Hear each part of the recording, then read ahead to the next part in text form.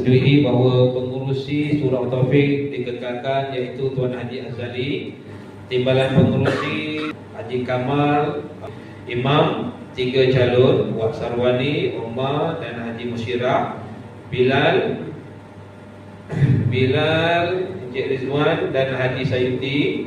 Siap, Rani dan Kak Ros Baya.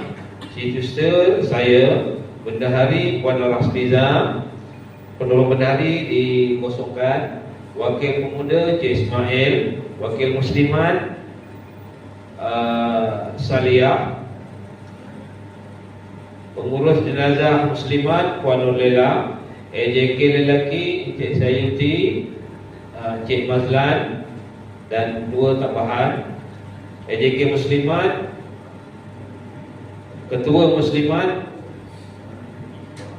AJK Muslimat Ustazah Maliza. Pemeriksa kira-kira 1 Tuan Haji Anwar. Pemeriksa kira-kira 2 Puan Zaitun. Itu saja daripada saya ya.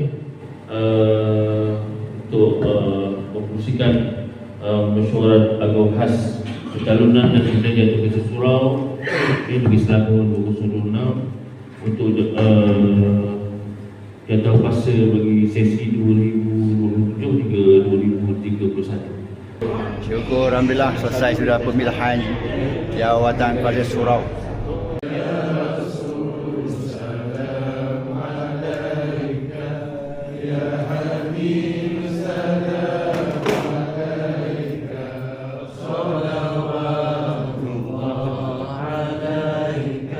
Dan apa harapan tuan terhadap pemilihan baru ni?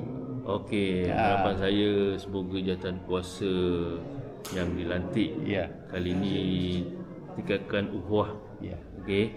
Jadi kerjasama tu yang utama lah bagi pastikan perjalanan Surau Taufik ni berjaya, cemerlang, gemilang, dan menjadi contoh kepada surau-surau yang lain. Terima kasih tuan.